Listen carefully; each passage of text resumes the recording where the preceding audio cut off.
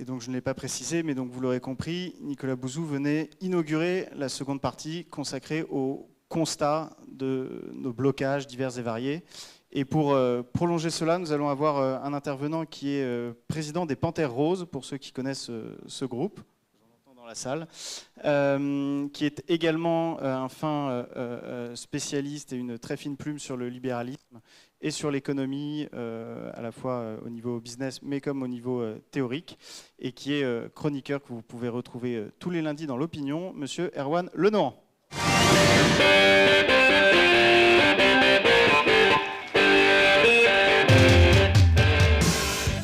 Bonsoir à tous, merci beaucoup d'être là. Merci d'abord à Michael d'avoir organisé cette soirée.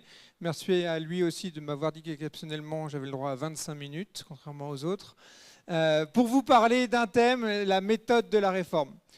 Certains d'entre vous se souviennent peut-être qu'en 2007, Nicolas Sarkozy nous avait dit que les Français ne redoutent pas le changement, ils l'attendent. Qu'en 2012, François Hollande nous avait dit que le changement c'est maintenant. Et qu'en 2016, Emmanuel Macron avait écrit un livre qui s'appelait « Révolution ». La rupture nous a régulièrement été promise et pourtant, depuis 40 ans, la France décline, l'économie stagne, voire décroche. Et les dernières statistiques viennent de nous montrer que les Français, la richesse des Français s'affaiblit, les Français s'appauvrissent. Alors pourquoi ? On entend régulièrement un constat qui est que la France serait irréformable. Nicolas en parlait à l'instant et c'est l'idée que je voudrais développer devant vous. Je ne partage pas ce constat. Je ne crois pas que la France ne puisse pas être réformée. Le problème, l'autre sujet vient qu'en France, on sait beaucoup parler de ce qu'il faudrait faire. Les rapports s'accumulent. J'ai eu la chance, il y a 20 ans, d'être rapporteur de la commission Attali. On recopiait des rapports qui avaient été écrits déjà avant, le rapport Armand-Rueff dont Nicolas parlait à l'instant, et d'autres qui ont suivi encore. On sait ce qu'il faut faire.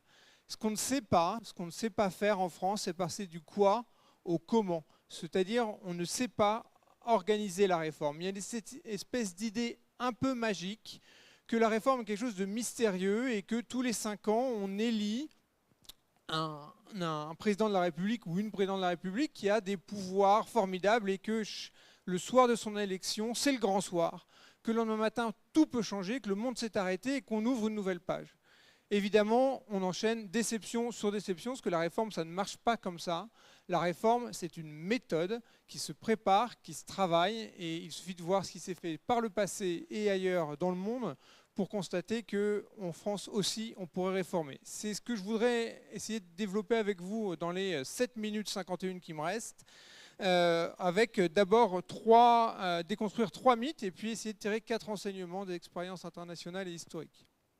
Premier mythe à déconstruire sur la réforme, c'est que la France ne se réformerait que par des ruptures. Ce n'est pas vrai.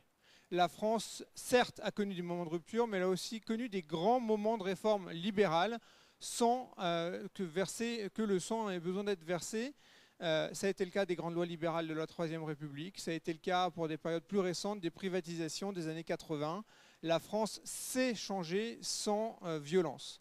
Deuxième mythe, la réforme est électoralement perdante. Ça n'est pas vrai. Dans les pays étrangers, les pays qui nous entourent, les réformateurs sont élus. Les statistiques que fait l'OCDE montrent que les réformateurs sont généralement autant réélus ou battus que ceux qui ne réforment pas. Et au demeurant, je crois que les 30 dernières années de la politique française nous montrent que le statu quo, à l'inverse, est une garantie de défaite électorale pour les présidents de la République et les majorités qui sont en place. Donc, troisième mythe ensuite, les Français n'aiment pas la réforme. On en parlait à l'instant sur des sondages, ce n'est pas ce que montrent les sondages. Les Français, aujourd'hui, sur un certain nombre d'idées, ils sont prêts à bouger. Ils le demandent. On l'a vu, les Panthères Roses, on a conduit un sondage qui était assez intéressant, parce qu'il était relativement équilibré. Il montre ce sur quoi les Français sont réticents à bouger, mais il montre aussi que sur un certain nombre de sujets, ils sont prêts et demandent pour le coup du changement. Ils le demandent sur la question du statut de la fonction publique, on en parlait à l'instant. Ils le demandent sur la dépense publique et sur l'action publique. Mais en réalité, ce qui leur manque aux Français aujourd'hui, aux électeurs, c'est une offre politique réformatrice qui leur propose cette réforme qu'ils attendent. Dans la salle, il y a un certain nombre d'entrepreneurs parmi vous qui ont lancé des mouvements On a fait en novembre une pétition qui s'appelait Trop c'est trop. Hervé Novelli, qui je crois parle tout à l'heure, a fait le cercle des entrepreneurs engagés. Il y en a d'autres encore. Je crois qu'on va voir les 300 engagés pour la France aussi. Ça montre qu'il y a une demande de réforme qui s'exprime autrement que par la politique. Et cette énergie-là, c'est elle qui aujourd'hui, il faut qu'on arrive à la mettre en œuvre.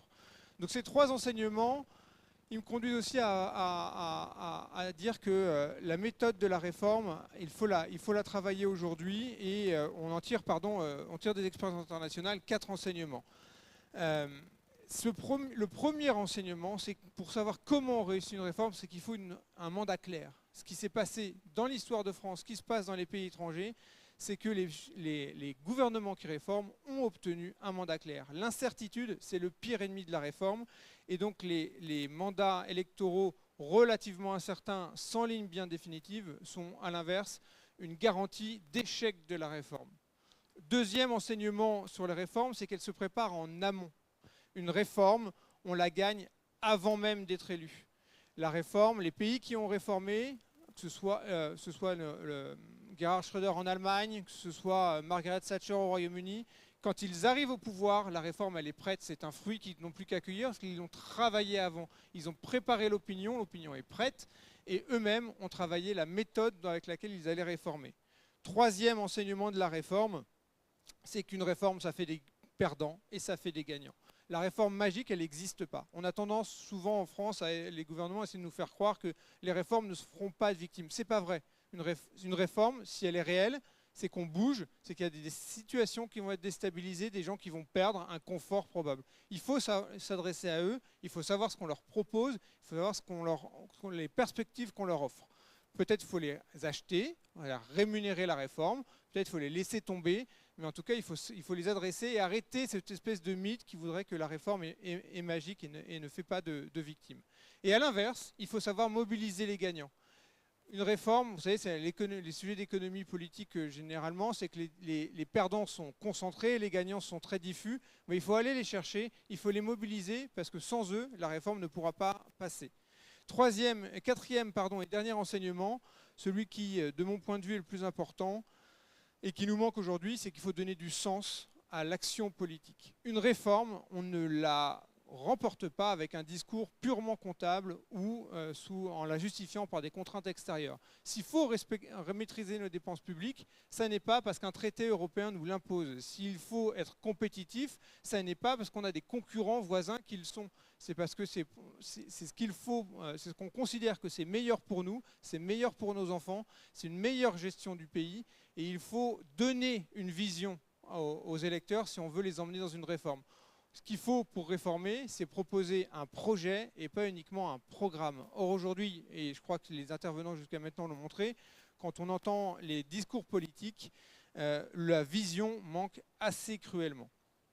En conclusion de cette rapide intervention sur la méthode de la réforme, je voudrais peut-être laisser 3 éléments de réflexion. Le premier, c'est qu'il y a urgence à agir. Le statu quo aujourd'hui n'est plus tenable. L'enjeu n'est pas de savoir si on va réussir à faire des réformes, mais savoir, on en est au point où si on doit se poser la question de savoir comment on va s'assurer que la transition se fait de manière apaisée plutôt que de sombrer dans une rupture brutale que nous promettent les extrêmes et qui au demeurant nous emmènerait dans le mur. La réforme, c'est aussi ce changement maîtrisé. Si on ne le fait pas ensemble, si on ne le fait pas maintenant, il est probable que c'est à l'inverse la rupture qui prévaudra. Deuxième élément de conclusion, s'il faut travailler dès maintenant, non pas pour gagner uniquement 2027, mais comme je le disais, pour gagner le mandat, c'est-à-dire pour gagner 2032. Il faut convaincre nos candidats, nos élus politiques, que ce qu'ils jouent, ça n'est pas uniquement l'élection l'année prochaine, c'est leur réélection l'année suivante. En somme, et ce sera mon dernier mot, il faut convaincre, nos élus aujourd'hui savent gagner des campagnes, nous devons tous ensemble leur faire comprendre comment ils peuvent gagner des mandats, et ça passe par la méthode de la réforme. Merci à vous et bonne soirée.